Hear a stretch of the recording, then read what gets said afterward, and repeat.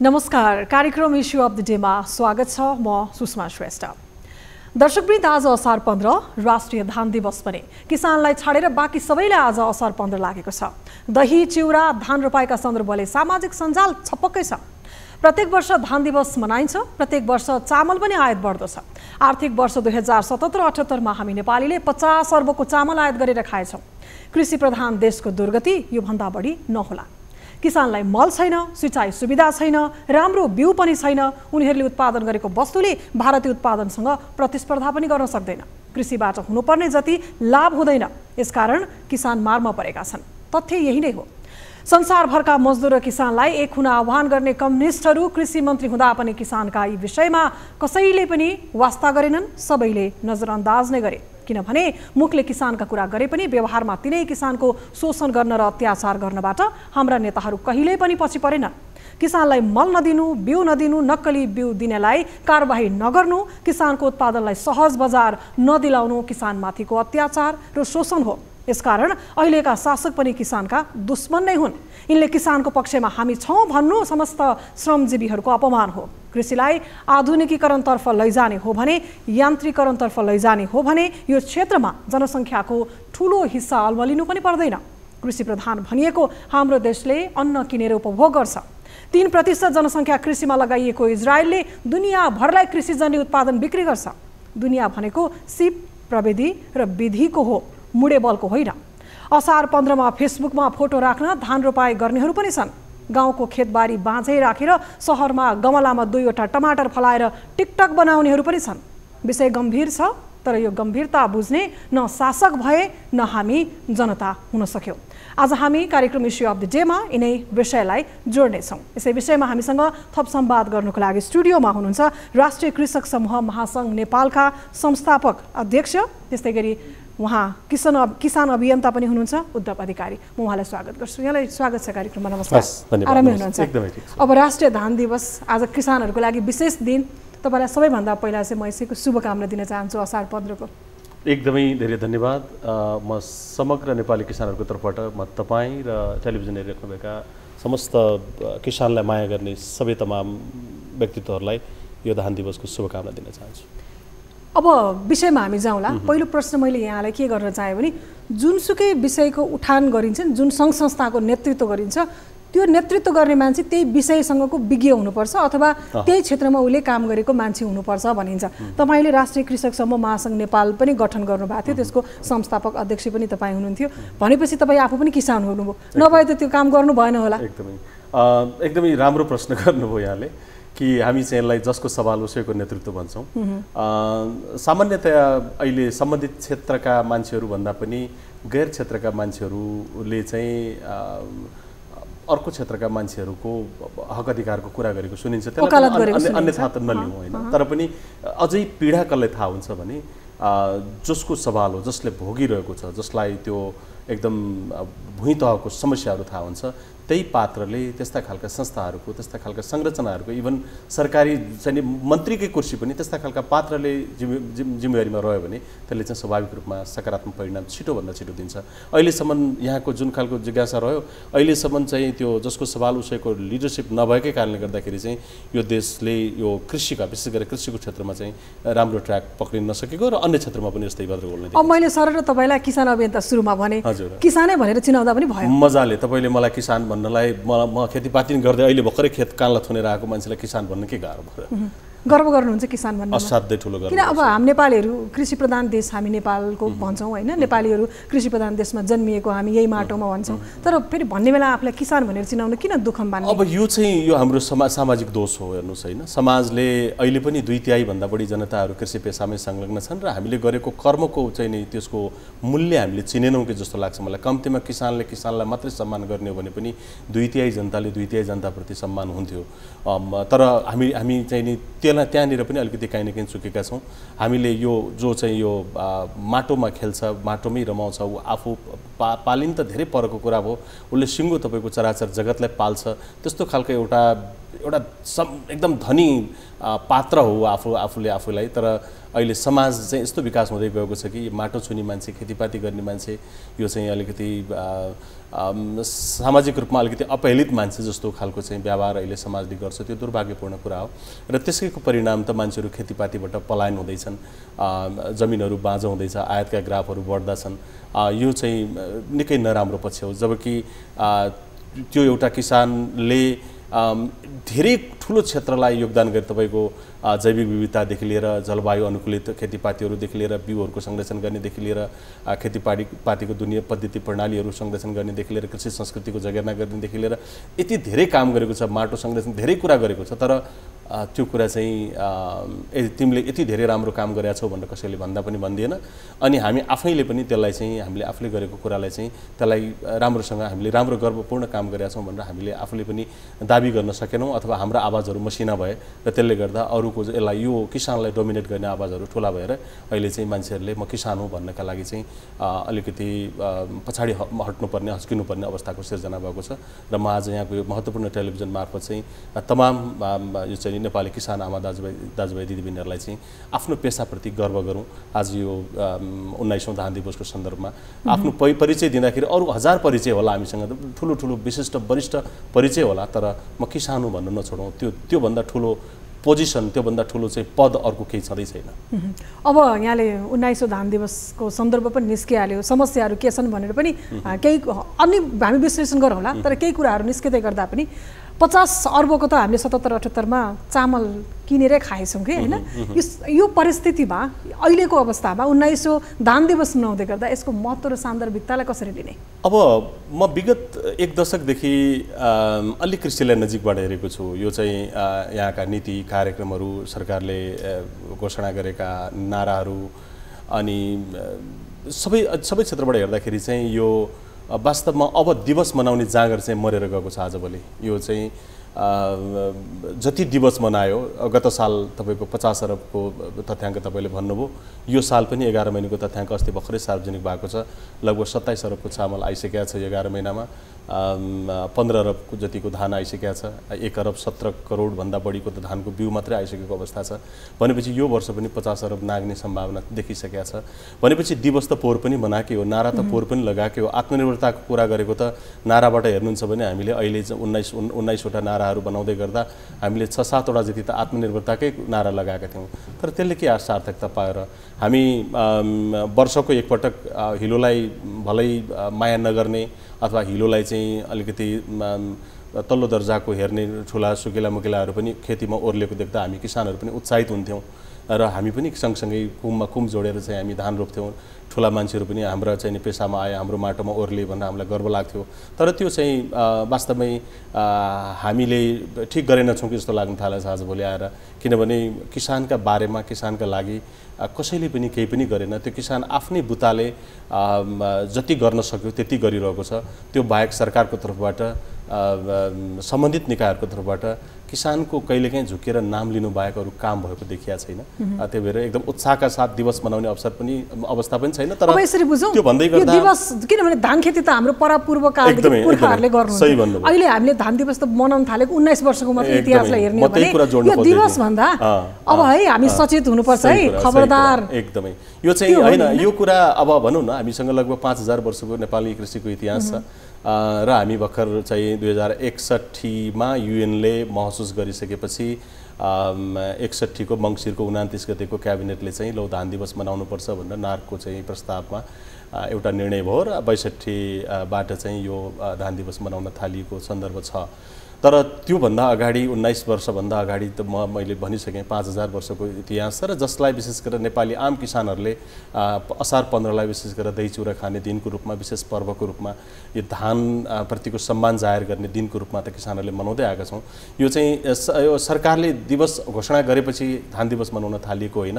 यो चाहिँ परापूर्व कालदेखिको एउटा संस्कृतिमा सरकारले चाहिँ त्यहाँनिर गएर चाहिँ उसले एकबद्धता जनाएको भन्दा यो चाहिँ सुल्टो पर्न आउँछ होला।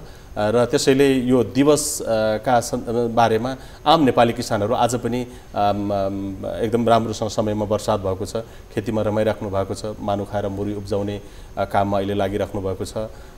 त्यो आफैमा उत्साह छ। तर यहाँनिर सरकारी मान्छेहरू मिसिँदै गर्दा अघि तपाईँले सुरुमा भन्नुभयो यसले हामीमा उत्साह थपिनु पर्थ्यो, उमङ्ग थपिनु पर्थ्यो, उहाँप्रति श्रद्धा भाव जाग्नु पर्थ्यो। अहिले चाहिँ झन् उल्टो हामी एक हिसाबले हामीलाई असहयोग गर्ने एउटा पात्रको रूपमा आम किसानहरूले चाहिँ सरकारी पात्रहरूलाई लिने अवस्थाहरू सिर्जना हुँदैछ। र म आजै पनि धेरैतिरबाट सरकारी फोरमहरूबाटै पनि ल धान दिवस मनाउन आइज भनेको थिएँ, सरी म आउन सक्दिनँ, म आउँदिनँ नै भने। किनभने त्यहाँ गएर किसानको अहिले आजसम्म एउटा तपाईँको हुँदा हामी भन्नुहोस् न पहिचानको समस्या भइसक्यो। हामी अगाडि छलफल गऱ्यौँ कि 4 जनाका अगाडि उभिएर म खेतीपाती गर्छु भन्न नसक्ने अवस्थामा नेपाली किसानहरूलाई पुर्याइसकेको सन्दर्भमा हामी एक दिन कुनै चाहिँ विशिष्ट वरिष्ठसँग काँधमा काँध मिलाएर सेल्फी खिचेर त्यो दिवस मनाउनुको कति औचित्य हुन्छ र किसानप्रति वास्तवमै जसले न्याय गर्नुपर्ने हो उहाँहरूबाट चाहिँ न्याय भएको छैन। न्याय नहुँदा एउटा कुरा हुन्थ्यो, उल्टो अन्याय भएको छ। हजुर, हामी तपाईँसँग फेरि पनि कुराकानीमा जोडिनेछौँ। यति बेला हाम्रा टिभी जर्नलिस्ट जोडिनु भएको छ चितवनबाट केदार शर्मा। आज हामी धान दिवसको प्रसङ्गमा चितवनको अवस्थाको बारेमा थोरै उहाँसँग जान्नेछौँ। केदार, हामीले सुन्दै हुनुहुन्छ? हजुर, धान दिवसको अवसरमा आज असार 15 के छ चितवनको अवस्था, जानकारी गराउनुहोस् न। खास गरेर धान दिवसको अवसरमा अगाडि भने जस्तै विभिन्न कार्यक्रमहरू चितवनमा भए। किसानको हितको लागि किसिमले कार्यक्रमहरू गरियो, विभिन्न ठाउँहरूमा कार्यक्रम गरियो। धान उत्पादन कसरी वृद्धि गर्न सकिन्छ भन्ने विषयमा अन्तर्क्रियात्मक कार्यक्रम गरियो र पछिल्लो समय यान्त्रिकरणलाई अगाडि कसरी बढाउने, यान्त्रिकरणलाई कसरी प्रभावकारी बनाउने भन्ने यावतमा रहेर जिल्लामा आज दिनैभर यस्ता किसिमका कार्यक्रम भएर अझै पनि केही स्थानमा कार्यक्रमहरू चलिरहेका छन्।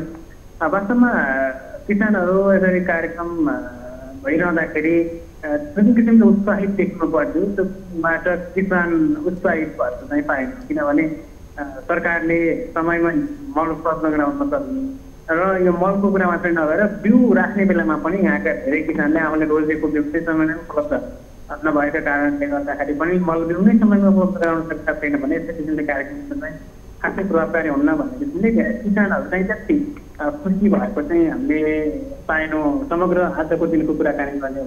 हजुर, मल अभाव पनि छ, बिउको राख्ने बेलामा बिउ अभाव पनि थियो, किसानले त्यो परिस्थिति भोग्नु पर्यो। आज असार 15लाई विशेष रूपमा धान दिवस भनेर मनाउँदै गर्दा आज असार 15लाई यसरी दिवसको रूपमा मनाएर एउटा धानप्रतिको जुन हाम्रो प्रमुख बाली हो भन्ने महत्त्वलाई उजागर गरिएको छ नि, त्यसलाई आम किसानहरूले कसरी लिएको, केही पाउनुभयो यहाँले केदार?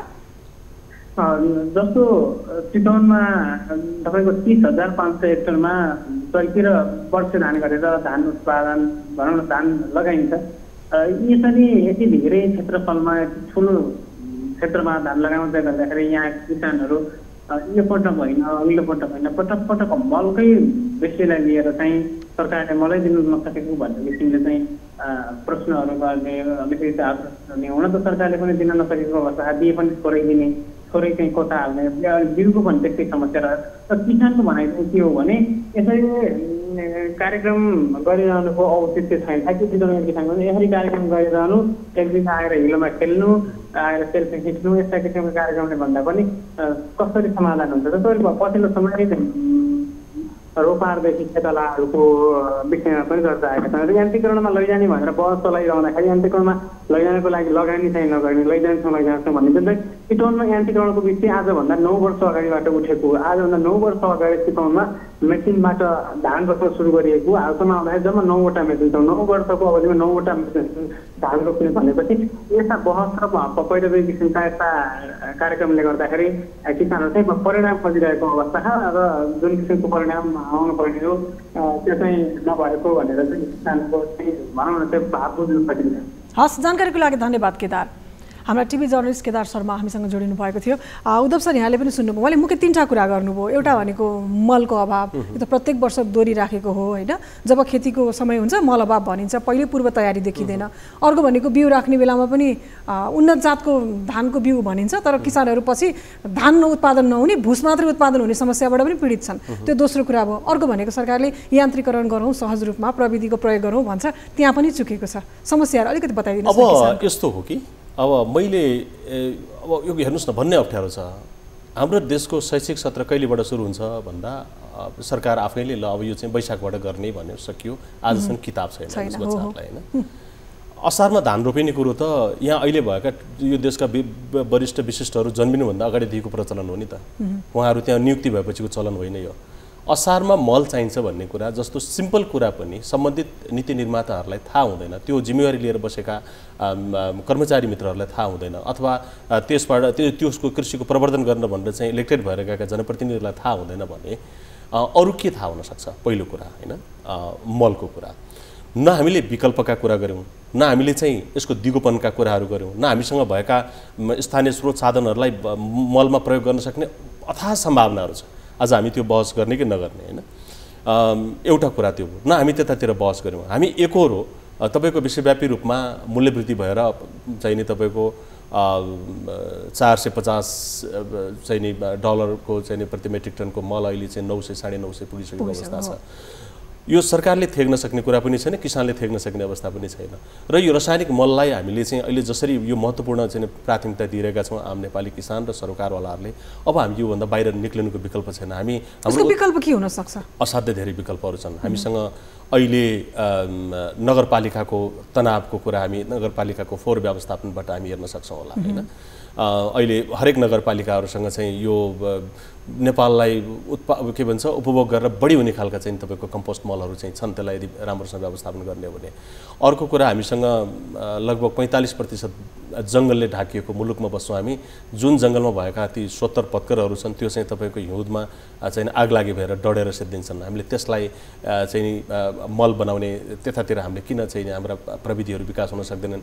किन ठुला ठुला चाहिँ त्यो चाहिँ अर्ग्यानिक मल उत्पादन गर्ने प्लान्टहरू स्थानीय तहहरू मार्फतै किन विकास हुन सक्दैनन्? र अर्को कुरा, तपाईँ अहिले पनि हामीले 61कै तथ्याङ्कलाई आधार मान्ने हो भने पनि 68को तथ्याङ्कलाई आधार मान्ने हो भने पनि अहिले पनि तपाईँको 34 लाखभन्दा बढी घरधुरीहरूले पशुपालन गर्छन् भन्ने तथ्याङ्क छ। 34 लाख घर परिवारभित्र भएका पशुपालन र त्यहाँबाट निक्लिने गोठे मलहरूलाई राम्रोसँग सुधार गर्ने हो भने हामीले मलको चाहिँ नि यस्तो खालको रिक्तता महसुस गर्नु पर्दैन। हो, त्यसमा चाहिँ तपाईँको सबै नाइट्रोजनको मात्रा अलिकति कम हुन्छ, त्यो प्राविधिक कुरा हो। त्यसको कसरी व्यवस्थापन गर्न सकिन्छ त्यसमा मन्थन गर्नु। हामी उत्पादन बढाउने बहानामा विदेशबाट रासायनिक मल आयात गर्यौँ। अब अहिले आएर त्यही रासायनिक मल प्रयोग गरेको माटो भएको कारणले गर्दाखेरि प्राङ्गारिक मल त्यो माटोले चिन्दैन, उत्पादन घट्छ भन्ने एउटा चिन्ता पनि छ। होइन, त्यो चाहिँ अब समय लाग्छ। हेर्नुहोस्, त्यो सुरुमा एकैचोटि चाहिँ अब तपाईँको भन्नुहोस् न, एउटा सिम्पल उदाहरण, असाध्यै धेरै रक्सी खाएको मान्छेलाई एकैचोटि रक्सी छुटाएर दुध खुवाउन थाल्दाखेरि त्यो शरीरमा एउटा छोड्न पनि कठिन हुन्छ, दोस्रो त्यो शरीरमा लाग्न पनि समय लाग्छ। हामी एकदम बुझ्ने शब्दमा त्यसरी भनौँ कि हामीले अत्याधिक रसायनको प्रयोग गरेको माटोमा हामीले तत्कालीन चाहिँ नि कम्पोस्टलाई अथवा प्राङ्गारिक मललाई प्रवर्धन गर्दाखेरि अलिक कम केही समय उत्पादन घट्छ, त्यो कुरा सहमत छु। तर यसका हजार विकल्पहरू छन्। जस्तो अहिले यो साल सरकारले चाहिँ यो के भन्छ जैविक विविधताको संरक्षण गर्ने कुरा सँगसँगै आयातलाई चाहिँ नि प्रतिस्थापन गर्ने कुरा चाहिँ नारामा लिएर आएको छैन। एकदमै राम्रो कुरा छ। जैविक विविधताको संरक्षण भनेको के हो होइन? अहिले हामीले दिवस मनाइराख्दाखेरि हामीले जैविक विविधताको संरक्षण गर्दै गर्दा अहिले यहाँले उठाउँदै गर्नुभएको विषयमा हामीले मलका विभिन्न चाहिँ नि प्र्याक्टिसहरू हाम्रा पुर्खाहरूले हामीलाई सिकाएर जानुभएको छ। हामीले तपाईँको ढैँचाको प्रयोग गर्ने कुराहरू, हामीले एजोलाको प्रयोग गर्ने कुराहरू, हामीले चाहिँ तपाईँको हरियो मलहरूको प्रयोग गर्ने कुराहरू, यतातिर किन हाम्रा चाहिँ नीति निर्माताहरूको ध्यान जाँदैन? उहाँहरूले पढेको विषय पनि त्यही हो। र त्यो विषयबाट हेर्दाखेरि चाहिँ हामीसँग त्यो जस्तो हामीसँग भएका वायुमण्डलमा भएको नाइट्रोजनलाई चाहिँ खेतबारीमा ल्याउने त्यस्ता खालका मिश्रित खेती प्रणालीहरू, यस्ता अन्य धेरै विकल्पहरू छन्। हामी मलकै लागि अहिले जसरी हामीलाई एउटा बानी पारिएको छ, हाम्रो खेतलाई जसरी एउटा एडिक्ट बनाइएको छ र मल बेगर उत्पादन नहुने अवस्थामा पुर्याएको छ र किसानहरू यत्रो पैसा तिरेर भए पनि लाम लागेर चाहिँ मल हाल्न बाध्य छन्। त्यो कुरा त्यो त आम एउटा किसानले नबुझ्न सक्छ नि त। त्यो कुरा त बुझेका विज्ञहरूले वेत्ताहरूले भनिदिनु पऱ्यो कि यो भन्दा यो बेटर छ, अब हामी जाने बाटो चाहिँ यो हो, अब हामी यो बाटो गएर चाहिँ हामी कहीँ पनि पुग्न सक्दैनौँ, हामी गलत बाटो जाँदै रहेछौँ, हामी उसै त चाहिँ नि हाम्रो भन्नुहोस् न बजेट बराबर चाहिँ व्यापार घाटा भइरहेको सन्दर्भ छ, उसै त हामीसँग विदेशी मुद्राको सञ्चित घटिरहेको अवस्थाहरू छ। हामी यस्तो सामान्यभन्दा सामान्य चिज पनि हामी विदेशी मुद्रा तिरेर भन्नुहोस् न रासायनिक मल जस्तो चिज विदेशबाट ल्याउने काम बन्द गरौँ र हामी आफैसँग भएका स्रोत साधनहरूको प्रयोग गरौँ जसले माटोलाई बचाउँछ, पर्यावरणलाई बचाउँछ भन्ने जस्ता कुराहरूमा ध्यान दिएको भए बढी सान्दर्भिक हुन्थ्यो। अब नारा चाहिँ जैविक विविधताको संरक्षणको कुरा आएको छ, खुसी लाग्छ। उहाँहरूले एउटा कुरा चाहिँ के भने यो जैविक विविधताको संरक्षण बेगर चाहिँ अब हामीले धान खेतीलाई प्रवर्धन गर्न सक्दैनौँ। धान खेती उत्पादनका लागि चाहिँ यो हामीले चाहिँ रैथाने स्थानीय प्रविधिहरूकै प्रयोग गर्नुपर्छ, जैविक विविधताको संरक्षण गर्नुपर्छ भन्नुभएको भए चाहिँ यो एकदमै सल्युट छ यो नाराको लागि। नभएदेखि आफैमा कन्ट्रोभर्सियल छ। एकातिर उत्पादन वृद्धि गर्ने कुरा पनि गर्नुभएको छ, अर्कोतिर चाहिँ जैविक विविधताको संरक्षण गर्ने कुरा पनि गर्नुभएको छ। अनि फेरि उहाँ विज्ञवेत्ताहरू के भन्नुहुन्छ भने होइन यो त अब हामी हाइब्रिडमा जानै पर्छ, हामीले चाहिँ अब उत्पादन वृद्धि गर्नै पर्छ भन्नेबाट उहाँहरू फेरि प्रस्तुत भइराख्नु भएको छ होइन। अब यो वास्तवमा यो अहिलेको नारा चाहिँ सामान्यतः हिसाबले हामीले यो चाहिँ प्रकृतिसँग उत्पादन लिने कुरा र प्रकृति यो भएका विकल्पहरूलाई प्रकृति सम्मत विकल्पहरूलाई आत्मसात गर्ने र त्यो किसान तहमा प्रसार गर्ने चाहिने मोडलहरूमा विकास गर्न सकेको भए यो चाहिँ यो नाराले सार्थकता प्राप्त गर्न सक्छ। फेरि पनि कुराकानी गर्नेछौँ। यति बेला हामी कैलालीको प्रसङ्ग जोड्दैछौँ। हाम्रा टिभी जर्नलिस्ट सुशील ढुङ्गाना हामीसँग जोडिनु भएको छ। सुशील, के छ कैलालीमा धान दिवसको रौनक, बताइदिनुहोस् न। सुषमा, कैलाली अन्य देशको अन्य क्षेत्र जस्तै कैलाली लगायत सुदूरपश्चिमका विभिन्न ठाउँमा सरकारी क्षेत्रबाट तथा विभिन्न निजी क्षेत्रबाट पनि धान दिवस मनाइएको छ। यो धान दिवस मनाइरहँदाखेरि वास्तवमा यो धान दिवस मनाएर मात्रै किसानहरूको कतिको चाहिँ भलाइ गर्न सकिन्छ भन्ने कुरा प्रमुख कुरा रहेको छ। जस्तो तपाईँलाई जानकारी गराउँ, सुदूरपश्चिम प्रदेशमा धान रोप्ने क्षेत्र भनेको 1,81,000 हेक्टरमा धान खेती हुँदै आएको छ। यो मध्ये 40% भन्दा पनि कममा रोपाइ भएको छ। त्यो अन्य भूभागमा, देशको अन्य भूभागमा पहिलादेखि नै वर्षा भए तापनि सुदूरपश्चिममा हिजोबाट मात्रै मनसुन प्रवेश गरेको छ, वर्षा भएको छ। त्यो कारणले पनि रोपाइ ढिला भएको हो। यो सँगै मलको निकै नै चरम अभाव रहेको छ। यहाँका किसानहरूले मल नै पाएका छैनन्। मलको लागि विभिन्न निकायहरूसँग धाएको यो पहिलोचोटि भने होइन, वर्षौँदेखि मलको समस्या छ, सिँचाइको निकै नै समस्या छ र सरकारी निकायहरूले जुन सरकारवाला निकाय हुन् उनीहरूले भनिरहेका छन् किसानका समस्यामा हामी यो पनि गर्छौँ त्यो पनि गर्छौँ, अनुदानका कार्यक्रमदेखि लगेर थुप्रै उनीहरूले भन्ने गरेका छन् लोकप्रिय कार्यक्रम, किसान मैत्री कार्यक्रम, तर त्यो व्यवहारमा लागू हुन सकेको छैन। त्यसले गर्दा पनि यहाँको उत्पादन सोचे जस्तो बढाउन सकेका छैनन्। अहिले डिजेलको कुरा गर्नुहोस्, अहिले मलको कुरा गर्नुहोस्, अन्य कुरा निकै नै अभाव रहेको छ, निकै महँगी छ। सुशील, के छ जस्तो समग्र रूपमा तपाईँले मनसुन हिजोबाट मात्रै सक्रिय भएको प्रसङ्ग पनि जोड्नुभयो, समग्र सुदूरपश्चिममा हेर्ने हो भने खेत बाँझै हुने स्थिति देखिन्छ कि देखिँदैन? कृषि पेसालाई निरन्तरता दिनुपर्छ भन्ने किसिमको जागरुकता त्यहाँ किसानमा देखिन्छ देखिँदैन, त्यो पनि बताइदिनुहोस् न। यहाँ किसान, तपाईँलाई जानकारी गराउँ, सुदूरपश्चिमका पहाडी जिल्लाका धेरै खेतहरू बाँझा छन्। तराईमा भने त्यति बाँझो छैन, अहिले पनि खेती हुँदै आएको छ। पहाडी क्षेत्रमा भने धेरै खेती किसानी छोडेर विदेशतिर जाने, बढी गरी जसो सुदूरपश्चिमका किसानहरू भारततिर बढी जाने गर्दछन् भने अन्य तेस्रो मुलुक पनि जाने गर्दछन्। अहिले किसानहरूले कृषि पेसाबाट जीविकोपार्जन गर्न निकै समस्या भयो भनेको बेलामा मल पाइँदैन, सिँचाइको व्यवस्था छैन, अन्य सब्सिडीका कार्यक्रमहरू छैनन् र उनीहरूले ज्यान ज्यान उत्पादन गरिसके पनि बजारको मूल्य राम्रो छैन। त्यसले गर्दा पनि यहाँका किसानहरू कृषि पेसाबाट पलायन हुने सम्भावना के अरे क्रम निकै नै बढेको छ। विगतका जस्तो कृषिमा अहिले एकदमै कम मान्छेहरू चाहिँ कृषि पेसामा लागेका छन्। यिनीहरू किन पलायन हुँदैछन् भन्ने विषय सरकारले त्यति खोज गरेको, किसानको समस्यामा गरेको चाहिँ समाधान गरेको, सम्बोधन गरेको अहिले यहाँ पाइँदैन। सुषमा, हजुर, हस्, जानकारीको लागि धन्यवाद सुशील। हाम्रा टिभी जर्नलिस्ट सुशील ढुङ्गाना जोडिनु भएको थियो कैलालीबाट। उद्धव सर, किसान आत्मनिर्भर नभएपछि कृषिमा हामी कसरी आत्मनिर्भर हुन सक्छौँ र? है, एकदमै ठुलो समस्या हो, ठुलो प्रश्न हो यो। किनभने देशको 2/3 जनता आफै भोकै रहने सन्दर्भमा किसान आफै 3 महिना 6 महिना 9 महिना खान पुग्ने अवस्थामा पुग्दै गर्दा त देश कसरी समृद्ध हुन सक्छ र? तर त्यो चाहिँ सम्भावना नभएर चाहिँ त्यो भएको होइन, यो चाहिँ त्यो खेती गर्ने वातावरण नमिलेर त्यसो भएको हो। हामी चामलको भात खाएरै बाँच्छौँ। आम नेपालीले के खान्छ? हामी भात खान्छौँ भन्छौँ होइन। त्यो भात खानको लागि चामल उत्पादन गर्नु पर्यो, धान उत्पादन गर्नु पर्यो। धान रोप्ने ठाउँमा बस्ती पस्यो, धान रोप्ने व्यक्तिहरू विदेश पसे, अब यसको विकल्प के त? अब यसको विकल्प भनेको चाहिँ धेरै अगाडिदेखि उठ्दै आएको भूउपयोग ऐन र अहिले भर्खरै बनेको भूउपयोग यो चाहिँ नि तपाईँको नियमावलीले जमिनको वर्गीकरणको कुराहरू गरेको छ र त्यसको कार्यान्वयनका लागि अब विशेष गरेर स्थानीय सरकारहरूको काँधमा बढी जिम्मेवारी गएको छ। खेतीयोग्य जमिनको संरक्षण गर्ने कुरा र वर्गीकरण गर्ने कुरा त्यो चाहिँ महत्त्वपूर्ण पाटो हो। त्यो कुनै पनि हालतमा यो कुरा नगर्दासम्म हामीले खेतीयोग्य जमिन बचाउन सक्दैनौँ होइन। तर त्यसो गर्दै गर्दा उत्पादनयोग्य जमिनको मूल्य माथि रहने गरेर त्यो चाहिँ त्यो नियमावली कार्यान्वयन गर्नेतर्फ चाहिँ सम्बन्धित सरकारवालाहरूले ध्यान दिनुपर्छ, नम्बर 1 होइन। नम्बर 2, हामीसँग भएका युवाहरूलाई हामीले विदेश पठायौँ जो भन्यौँ कि उहाँहरू त्यहाँ गएर धेरै ठुलो सपना बोकेर जानुभएको छैन। महिनाको 20-25 हजारदेखि 30-35-40 हजारसम्म मासिक रूपमा कमाउनकै लागि यहाँबाट चाहिँ उहाँहरूले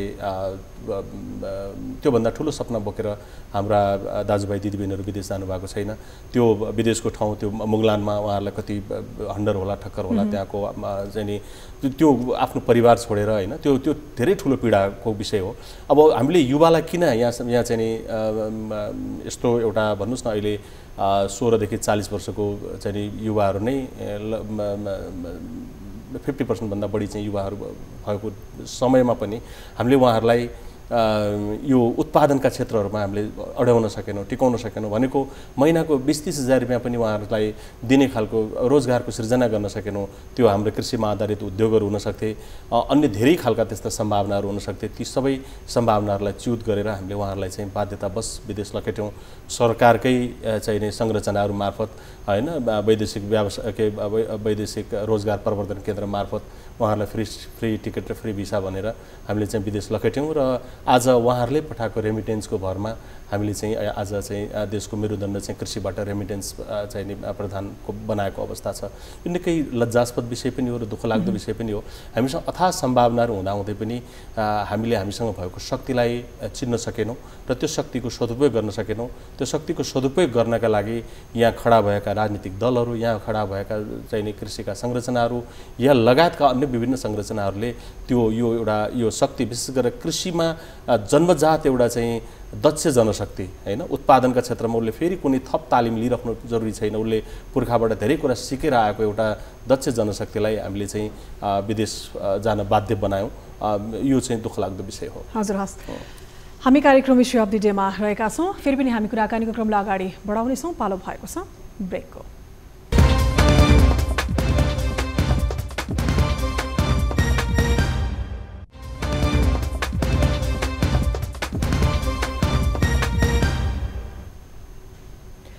ब्रेकपछि कार्यक्रम इस्यु अफ द डेमा फेरि पनि स्वागत छ। आज हामीले धान दिवसको प्रसङ्ग जोडिरहेका छौँ। असार 15 धान दिवस मनाइरहँदा यसको सान्दर्भिकता र महत्त्व सँगसँगै किसानका समस्यालाई जोडिदिरहेका छौँ। अब हामी प्रसङ्ग जोड्दैछौँ बर्दियाको। बर्दियाबाट हाम्रा टिभी जर्नलिस्ट ज्योति पन्थी हामीसँग प्रत्यक्ष जोडिनु भएको छ। ज्योति, तपाईँ जहाँ रोपाई भइरहेको छ त्यहीँ हुनुहुन्छ। समग्रमा बताइदिनुहोस् न, यसपटकको धान दिवसको रौनक के छ र बर्दियाका समस्याहरू के छन्? विशेष गरी सुषमा बर्दिया जिल्लाका 8वटा स्थानीय तहमा आज आफ्नै तरिकाले धान दिवस मनाइएको छ। 19औं धान दिवस मनाइएको छ। तर कृषकको पीडा भने सुषमा जहाँको त्यही नै देख्न सकिन्छ। किनभने कृषकहरूले जुन किसिमको पीडा भोग्दै आइरहेका छन्, कृषकको समस्या समाधानका लागि भने न त स्थानीय सरकार तयार छ, न त प्रदेश सरकार तयार छ, न त सङ्घीय सरकार नै तयार छ। बर्दिया जिल्ला विशेष गरी कृषि योग्य भूमिका जिल्लाका रूपमा पनि चिनिन्छ र यसलाई अन्नको भण्डार भनेर पनि बर्दिया जिल्लालाई चिनिने गरेको छ। तर बर्दिया जिल्लालाई पनि अहिलेसम्म त्यस्ता कृषकका महत्त्वाकांक्षी योजनाहरूले छुन सकेको देखिँदैन। तथ्याङ्कगत कुरा गर्ने हो भने सुषमा बर्दिया जिल्लामा रहेको 75,000 हेक्टर कृषि योग्य जमिन मध्ये करिब 50,250 हेक्टर जमिनमा धान खेती हुँदै आइरहेको छ भने गहुँ खेती 2350 हेक्टर जमिनमा र 6350 हेक्टरमा मकै खेती हुँदै आइरहेको छ। र यसलाई अझ बढी कृषकहरूले धान फलाउने समयमा आएर यान्त्रिकरणका कुराहरू आइरहेका छन्। यसमा पनि सरकारहरू एकदम चुकेको देखिन्छ र किसानलाई यान्त्रिकरणमा लैजान र किसानका समस्याहरूलाई समाधान गर्न कुनै पनि सरकार बोलेको देखिँदैन। ज्योति, के धान रोपाई हुन नसकेको हो? तपाईँको पछाडिको दृश्यमा हामी देख्न सक्छौँ। एकदम सुषमा आकाशे वर्षाका लागि भर पर्न गरेका बर्दिया जिल्लाका कृषकहरू यस वर्ष बर्दिया जिल्लाको लगायत पश्चिम तराईका जिल्लाहरूमा वर्षा नभएका कारण अहिलेसम्म धान रोपाई हुन सकेको छैन। बर्दिया जिल्लाको 100 हेक्टर जमिन यति बेला पाँदै देख्न सकिन्छ भने आकाशीय वर्षाका कारण पानीका कारण जसले भर परेर बसेका छन् ती क्षेत्रहरू यस्ता क्षेत्रहरू अहिले पनि सुक्खा क्षेत्र रूपमा छन्। आज धान दिवस मनाइरहँदा पनि कतिपयले बोरिङहरू सञ्चालन गरेर चलाएका छन् भने आज बिहान मात्र करिब 1 महिना लामो समय अवधिदेखि आज मात्र हल्का वर्षा भएका कारणले गर्दाखेरि त्यस्ता खाल्टो एरियामा खाडल एरियामा मात्र धान खेती हुन सकेको छ। त्यसमा अझ भन्यो भने बर्दिया जिल्लामा अहिलेसम्म 1 टन पनि युरिया मल भित्रिन सकेको छैन। 8,000 मेट्रिक टन युरिया मल बर्दिया जिल्लालाई आवश्यक पर्छ भने गत वर्ष मात्र 3,000 मेट्रिक टन युरिया मल प्राप्त भएको थियो भने यस वर्षको धान खेतीका लागि भनेर अहिलेसम्म 1 बोरा पनि युरिया मल कृषि सामग्री कम्पनी लिमिटेडले दिन नसकेको अवस्था छ। यसले गर्दा पनि कृषकहरू सुस्मा थप मारमा परेको देखिन्छ भने कृषकहरूका समस्या समाधान गर्न कुनै पनि सरकार बोलेको पाइँदैन। र विशेष गरी सुस्मा हामीले पाएको तथ्याङ्क अनुसार कृषि सामग्री कम्पनी लिमिटेडका मोहन केसीले दिएको जानकारी अनुसार नेपालको लागि महाप्रबन्धक राजेन्द्र बहादुर कार्की यति बेला भारत भ्रमणमा हुनुहुन्छ र भारतमा गएर युरियाको सम्झौता गरिरहँदाखेरि जम्मा 15,000 मेट्रिक टन भारतले छिटै नै वीरगञ्ज नाकासम्म पुर्याइदिने वचनबद्धता गरेको भए पनि अहिलेसम्म युरिया मल नेपाल प्रवेश गरिसकेको अवस्था देख्न सकिँदैन भने नेपाल भारत सिमानामा रहेका विभिन्न जिल्लाहरूका स्थानीयहरूले भारतबाट युरिया मल ल्याउँदाखेरि प्रहरीले समातेर उनीहरूको मललाई भन्सार बुझाउने गरेका कारणले पनि ती कृषकहरू थप पीडित भएका छन्। हस् ज्योति धन्यवाद जोडिनु भएकोमा। हाम्रा टिभी जर्नलिस्ट ज्योति पन्थी जोडिनु भएको थियो बर्दियाबाट। हामीसँग स्टुडियोमा राष्ट्रिय कृषक समूह महासङ्घ नेपालका संस्थापक अध्यक्ष उद्धव अधिकारी सर पनि हुनुहुन्छ। उद्धव सर, अब समस्याहरू जिल्लागत रूपमा के छन् पनि यहाँले हाम्रा टिभी जर्नलिस्टहरूसँग कुराकानीमा थाहा पाउनुभयो। 3 तहको सरकार होइन, यो 3 तहको सरकारले बजेट पनि विनियोजन गर्छ कृषिको लागि प्राथमिकतामा, र पनि समस्याहरू छन्, त्यसको प्रत्याभूत हुन सकेको छैन है कृषि क्षेत्रमा। होइन, अब यस्तो छ, अहिले 3वटै जिल्लाका हाम्रो साथीहरूले जे कुरा ल्याउनु भयो त्यहाँ सबै किसानहरूको भावना उहाँले बोल्नु भएको छ र त्यही कुरो एकदम काफी छ कि किसानहरूको अवस्था के छ र उहाँहरूको मनोभावना के छ। कोही किसान खुसी छैन। आज पनि एउटा जिल्लाभरि 1 गेडो मल भित्रिएको छैन होइन। मनसुन त प्रकृतिको कुरा भयो। सिँचाइका हिसाबले हामी तराईलाई अन्नभण्डारको रूपमा चिन्छौँ। अब सिँचाइका हिसाबले यदि नहर लागेको भए उहाँहरू आजसम्म कुर्नै पर्ने थिएन होइन। यावत कुराहरू हरेक ठाउँमा हामीले चित्त बुझाउने ठाउँै देख्दैनौँ क्या, सबभन्दा ठुलो कुरा। र अझ पछिल्लो समयमा त झन् के थपेर आएको छ भने एकातिर जनशक्ति अभाव छ, यो असारमा अलि बढी जनशक्ति लाग्छ र यतिखेर यान्त्रिकरणको गफ हाम्रा चाहिँ दस्तावेजहरूले पनि गर्नुभयो। आज मन्त्रीले पनि मेसिनले नै धान रोप्नुभयो होइन। तर अब त्यसले चाहिँ त्यसको कुरा के छ भने तपाईँलाई एउटा सानो उदाहरण दिउँ। अहिले तराईको गएको 2 महिना अगाडि 2-3 महिना अगाडि जसले मकै रोप्नुभयो उहाँले 1,000 रुपियाँ प्रति घन्टामा चाहिँ ट्र्याक्टर लगाउनुहुन्थ्यो। आज त्यसको मूल्य 1,800 रुपियाँ पुगेको छ। भलै यहाँ केही मूल्य घटेको भए पनि त्यो किसानलाई त्यो मूल्य घटाइएको छैन होइन। भनेको यो यान्त्रिकरणको कुराले पनि हामीलाई के त यो सही गन्तव्यमा पुर्याउँछ त भन्ने प्रश्न पनि सँगसँगै छ। यसलाई लिएर जानुपर्छ होला र किसानहरूलाई सधैँभरि यसरी अन्यलमा राख्नुभन्दा सरकारले एकचोटि घोषणै गर्दै हुन्थ्यो कि अब हामी चाहिँ अब किसानहरू तिमीहरू खेती नगर, तिमीलाई चाहिँ खानेकुरा हामी पुर्याउँछौँ। खेत बाजा राख्न पाइँदैन, कारबाही हुन्छ हो, झन् उल्टो त्यस्तो कुरा गर्छ होइन। किसानलाई यसरी चाहिँ एउटा बिरालोले मुसो खेलाए चाहिँ गरेर खेलाएर किसानको स्वाभिमानमाथि हुर्मत लिने अधिकार चाहिँ कसैसँग पनि छैन, त्यो हुनु हुँदैन भन्छु म चाहिँ। अहिले हेर्नुहोस्, यो चाहिँ राज्य आफैले किसान उन्मूलन गर्नका लागि एउटा नीति लिए जस्तो लाग्छ। किसानलाई ह्यारेस गर्ने र कृषिबाट बाहिर निकाल्ने रणनीति लिएको जस्तो लाग्छ। जबकि किसानलाई चाहिँ उत्साह थपेर उसलाई चाहिँ स्रोत साधन जनशक्तिहरू दिएर उत्पादन वृद्धि गर्न लगाउनु पर्ने हो। सरकारको नीति उत्पादनलाई आयातलाई प्रतिस्थापन गर्ने, यदि त्यो नीतिलाई सम्वर्धन गर्ने भने त उत्पादक शक्ति त किसान हो नि। किसानलाई यसरी तेजोवध गरेर कसरी उत्पादन वृद्धि हुनसक्छ होइन, यो निकै पेचिलो विषय हो।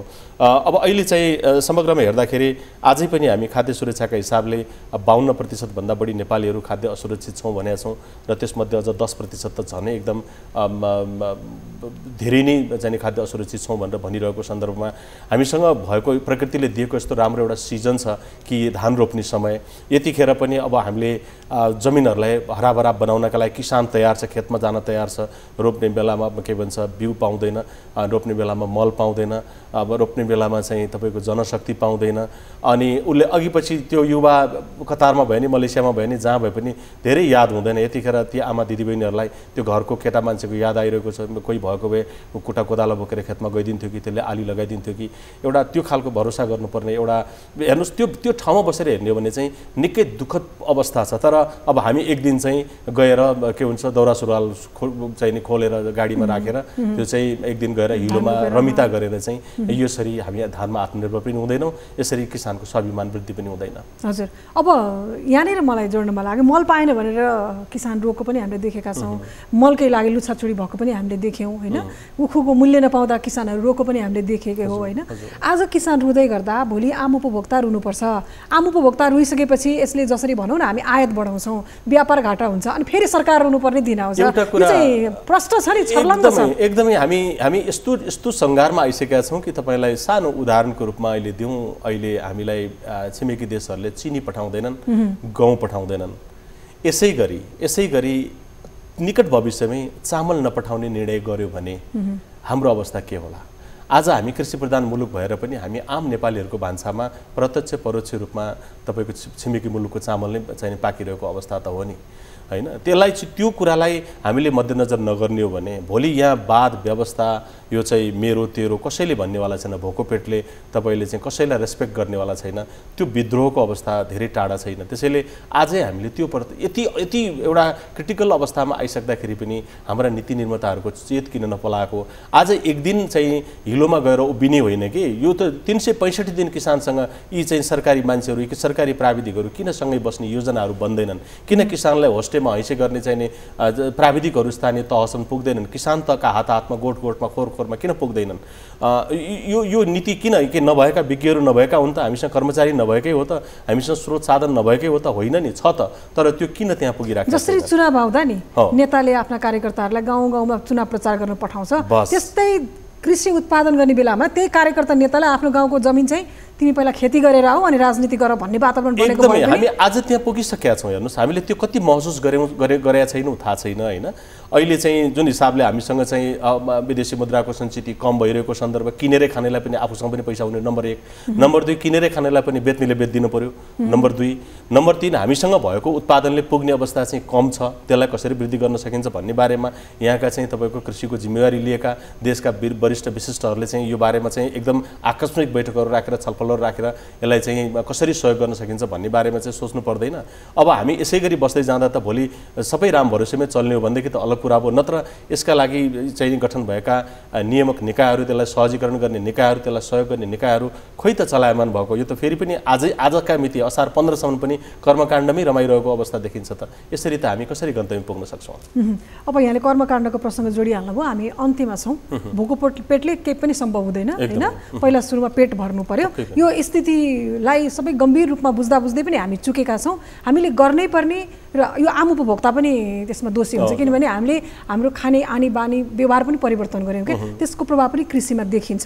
हामीले गर्नुपर्ने के छ? अब यहाँ राम्रो कुरा राख्नुभयो, सरकारी मान्छेहरूले पनि त्यही भन्नुहुन्छ, हामी भाते भयौँ, भात धेरै खाएर हामीले चाहिँ आयात धेरै गर्नु पर्यो भने त्यसको मतलब त अनि गहुँ कोदो मकै खेर गएको त कहाँ छ त नि? फेरि छैन नि त होइन। एक हिसाबले हेर्दा त झट्ट सुन्दा त हो मान्छेले धेरै, अब त्यो त कस्तो भने एउटा बाहना त भयो, तर त्यो मात्रै समाधान होइन। अब के भन्छन् मान्छेले चाहिँ यो चामलको चाहिँ रक्सी बनाइदिएर अर्को के चिज बनाइदिएर चाहिँ हाम्रो चाहिँ आयात बढ्यो, त्यस्तो कुरा ल्याएर चाहिँ नि यो यसबाट चाहिँ यो यस्तो यो दोषबाट पन्छिन मिल्दैन। पहिलो कुरा त हेर्नुहोस्, यो खेतीयोग्य जमिनहरूलाई कसरी संरक्षण गर्ने कुरा त्यतातिर ध्यान दिनु पर्यो। सबैभन्दा महत्त्वपूर्ण कुरा जमिन नै हो। जमिन आज हामीसँग छ, हिजो कसैसँग थियो, भोलि कसैका लागि हामीले राखिदिनुपर्छ। त्यो जमिनलाई हामीले कङ्क्रिटको जङ्गल बनाएर छोड्नलाई यो चाहिँ त्यो अधिकार मलाई लाग्छ हामीसँग छैन, नम्बर 1। नम्बर 2, जो खेतीपातीमा संलग्न भएको किसानहरू जो छ, किसानहरूको चाहिँ यो उनीहरूको मनोबल कसरी उच्च राख्न सकिन्छ, उनीहरूलाई चाहिँ कृषि पेसामा कसरी अडाउन सकिन्छ, र अझ विशेष गरेर विदेशबाट फर्केका युवाहरू र भर्खरै यो वार्षिक रूपमा चाहिँ 4.5 लाखभन्दा बढी युवाहरू चाहिँ तपाईँको श्रम बजारमा आउँदैछन्, उनीहरूलाई कृषिसँग कृषिका उद्योगहरूसँग कसरी जोडेर लिएर जान सकिन्छ भन्ने जस्ता योजनाहरूलाई हामीले सँगसँगै लिएर जानु पर्यो। अब हेर्नुहोस्, बिउ जस्तो सेन्सिटिभ चिजमा चाहिँ अहिले चाहिँ तपाईँको बजार नियन्त्रित छ, सरकार त्यहाँनिर कहीँ पनि देखिँदैन। सरकारले चाहिँ अन्वेषण गरेका बिउहरू कृषि प्रसारको चेन नै छैन, तल किसान तहमा पुगेकै छैन। आज एग्रोभेटले जुन बिउ बेच्छ त्यही बिउ किनेर किसान रोप्न बाध्य छ, भलै त्यसमा गेडा लागोस् या नलागोस् होइन। त्यसैले बिउमाथिको आत्मनिर्भरताको कुरा निकै पेचिलो विषय हो। भोलिका दिनमा आज खाद्यान्न नपठाउने कुरा एउटा कुरा भयो, भोलि बिउ कतैबाट आएन भने त हाम्रो कृषि त सकिन्छ। त्यसैले हामीले बिउको संरक्षण गर्ने कुराहरू, मलमा हामीले आत्मनिर्भर नीति लिने कुराहरू, हामी सधैँभरि यसरी हामी आफू रासायनिक मल खोल्ने कुरा पनि त्यो एक खालको चाहिँ नि बुद्धिविलास मात्रै गरिराख्ने त्यो सम्भावना पनि छैन नेपालको सन्दर्भमा। अर्कोतिर भइरहेका चाहिँ नि गोठखोरका मलहरूलाई पनि क्वालिटी बिन बनाएर चाहिँ त्यतिकै चाहिँ नि मिर्काइराख्ने र अन्य विभिन्न स्रोतहरूको पनि राम्रो सदुपयोग नगर्ने र विदेशबाट चाहिँ हामीले विदेशी मुद्रा तिरेर रासायनिक मल पनि समयमा ल्याएर दिन नसक्ने जुन खालको यो अहिलेको परिस्थिति छ, यो परिस्थितिबाट हामी चाहिँ अब बाहिर निक्लिनुपर्छ होला हैन। र अहिले पनि हेर्नुहोस् सिँचाइका हिसाब ओके हस् हैन, धेरैवटा विषयहरू छन्। अब कृषिको कुरा गर्दाखेरि अब हेर्नुहोस् सिँचाइको कुरा सँगसँगै आउँछ। आज यो के भन्छ इन्द्र महाराजले अहिलेको पाली समयमा पानी पारिदिनु भयो र हामीले धेरै धान रोप्यौँ, अझै पनि अहिले बर्दिया लगायतका ठाउँहरूमा अझ मनसुन पुगिसकेको छैन भन्ने कुरा भर्खरै साथीहरूबाट हामीले थाहा पायौँ। भनेको अहिले पनि 70% जमिनहरू चाहिँ तपाईँको आकाशको भरमा रोप्नुपर्ने जो अवस्था छ, यसलाई हेर्नुहोस् अब यो धेरै समय लाग्छ। राष्ट्रिय गौरवका आयोजनाहरू, ठुला आयोजनाहरू चाहिँ तपाईँको 10 वर्षका अवधि लिएर आएका ठुला सिँचाइका आयोजनाहरू अझ अवधि थपेर त्यसको डबल कस्ट हुन लाग्दाखेरि पनि अहिलेसम्म खेतमा पानी पुग्न सकेको छैन, बरु त्यहाँ घडीकरण हुन थालिसक्यो। यस्ता धेरै इस्युहरू छन् कि हामीले आज धानलाई चाहिँ केन्द्रबिन्दुमा राखेर छलफल गर्दै गर्दा हामीसँग अथाह सम्भावनाहरूलाई मध्यनजर गर्दै यसलाई कसरी हुन्छ हामीसँग असारमा रोप्ने मात्रै होइन अन्य धेरै धन्यवाद। दर्शक पनि हिस्ट्री अफ द डे कार्यक्रममा आजलाई यति नै बिदा पाऊँ। नमस्ते।